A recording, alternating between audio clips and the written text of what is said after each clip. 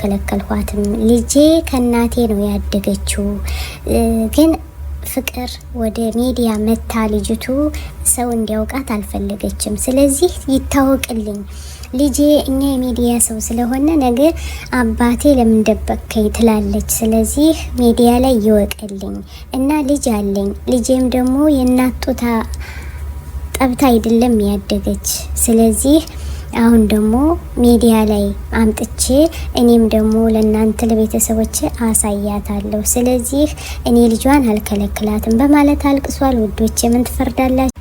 አልቅሶ ያስለቀሰኝ ፋፊ እንግዲህ ከፍቅር አልቅሳለች ፋፊም አልቅሷል እናቴ ጋር ነው ያደገችው ልጄ ከእንግዲህ በኋላ ግን ሚዲያ ላይ ለግድ መውጣት አለባት ሰው ማወቅ አለበት ብሏልኝ እና እሷም ያልተሳሳትኩም ፈልጌው ነው ብላለችና አንድ አድርጉኝ አልሳሳትም ከእንግዲህ በኋላ ህይወቴን ከናት አባቷ ጋር ልጄ ማደግ አለባት ብሏል እንግዲህ ፋፊዬ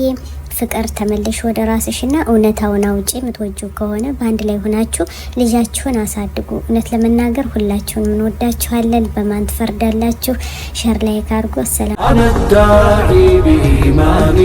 ዐለል ኢስላም ረባኒ ሰኡዕሊ ራየቲ ደውመን ሰኡዕሊ